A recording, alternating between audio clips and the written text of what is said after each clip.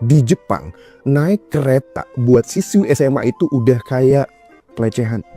Shiori bahkan gak ingat udah berapa kali dia dipegang, digerayangi di kereta yang penuh sesak. Setiap pagi, dia dan teman-temannya saling cerita di saat sekolah kayak rutinitas gitu. Tadi aku dipegang loh, ada yang onani juga di belakang rokku. Dia udah ada di kamar hotel. Bukan kamarnya Shiori, tapi kamar hotel si Yamaguchi. Dan di situ Shiori sadar dia udah diperkaos. Shiori malah disuruh memberagakan ulang kejadian itu. Shiori disuruh tidur di lantai pakai boneka seukuran manusia.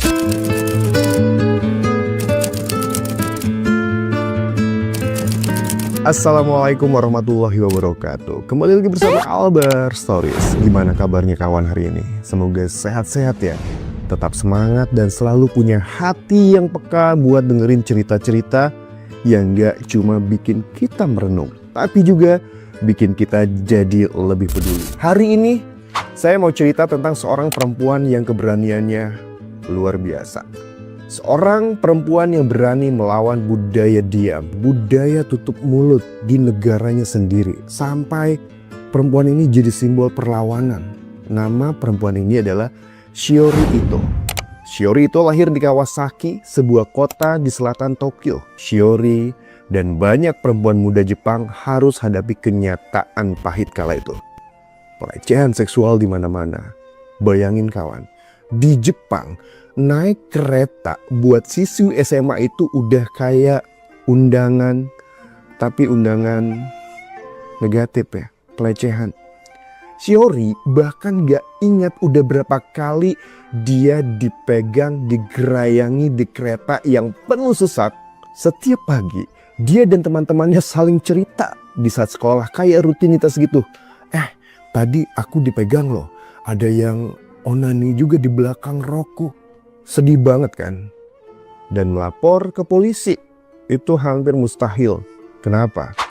Karena korban sering nggak dipercaya.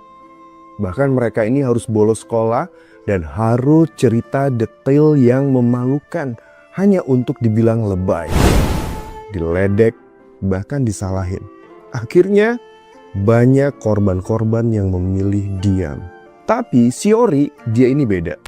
Kisah tragisnya dimulai pada tahun 2015 kawan. Shiori waktu itu masih jurnalis muda yang lagi semangat-semangatnya ngebangun karir. Suatu hari, dia diundang makan malam sama seorang jurnalis senior terkenal di Jepang. Namanya Noriyuki Yamaguchi. Alasannya nih, katanya mau ngomongin soal kerjaan di Amerika, mau bahas visa kerja juga. Sebagai informasi buat kamu semuanya, Yamaguchi ini orang kuat banget lah ya di media Jepang. Bahkan Yamaguchi ini dekat sama mantan Perdana Menteri Shinzo Abe. Nah, tepatnya tanggal 3 April 2015, Shiori datang ke makan malam di Tokyo. Awalnya sih, semua berjalan biasa.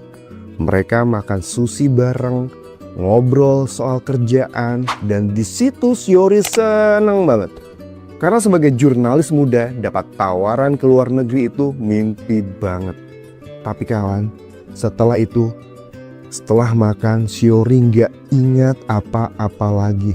Terakhir yang dia ingat, dia masih duduk di restoran sushi. Nah, begitu sadar kawan, dia udah ada di kamar hotel. Bukan kamarnya Shiori, tapi kamar hotel si Yamaguchi. Dan di situ Shiori sadar dia udah diperkaos. Bayangin kawan, bangun di tempat asing, gak ngerti apa yang terjadi dan ngerasa dilecehkan, dihancurkan, dan lebih sakit lagi. Yamaguchi langsung menyangkal. Dan dia bilang, saya gak salah apa-apa. Kawan, di Jepang laporan perkaosan jarang banget diproses. Cuma 4% korban yang berani lapor. Karena mereka sering gak dipercaya, dianggap cari perhatian, bahkan malah disalahin. Tapi di sini Shiori, dia nggak mau diam. Kemudian Shiori pun pergi ke kantor polisi. laporlah dia. Tapi disitulah perjuangannya dimulai. Tahu nggak kawan? Shiori malah disuruh memperagakan ulang kejadian itu. Shiori disuruh tidur di lantai pakai boneka seukuran manusia. Kemudian dikelilingin oleh polisi laki-laki. Bayangin, seorang korban yang lagi trauma harus ulang lagi momen paling menyakitkan dalam hidupnya. Ditambah di depan orang-orang asing. Bukannya didukung, malah dipermalukan lagi. Bahkan ada penyidik yang bilang kasus kayak gini tuh sering banget, gak gampang diselidiki, susah buat ditindak. Gila kan kawan? Di situ Shiori sadar, ini bukan cuma tentang dia, ini tentang sistem hukum yang gak adil. Budaya yang nyuruh perempuan diem, nyalahin korban. Dan Shiori harus pindah. Gak bisa pulang ke apartemennya selama 3 bulan. Dia dapat ancaman, hujatan, diledek habis-habisan. Dan orang-orang bilang, kamu tahu apa yang dibilang orang-orang? Kenapa kamu mau diajak makan malam? Kenapa kamu mau minum? Kenapa kamu gak hati-hati? Bahkan kawan, keluarga Shiori awalnya nggak setuju dia ngomong ke publik. Mereka ini takut, khawatir. Tapi Shiori bilang ke keluarganya, kalau bukan aku yang ngomong, siapa? Kalau aku diam, makin banyak perempuan yang nggak berani buka suara. Dan Shiori di situ selalu ingat adiknya. Kala itu dia nggak punya anak, tapi adiknya udah kayak anak sendiri kawan. Bahkan Shiori bilang, kalau hal ini terjadi sama adikku, aku bakal hancur. Dan aku gak mau dia ngerasain hal yang sama seperti diriku. Makanya Shiori tetap maju dan dia bikin konferensi pers. Dan di situ wajahnya terbuka, ngomong di depan publik. Hal yang luar biasa, jarang dilakukan wanita-wanita yang mendapatkan pelecehan di Jepang. Kawan, di Jepang ngomong pelecehan seksual ini tabu banget. Bahkan istilahnya pemerkosaan jarang disebut di media. Untuk korban anak-anak mereka bilang iseng atau nakal. Sakit banget kan? Kejahatan segitu beratnya malah dibilang iseng.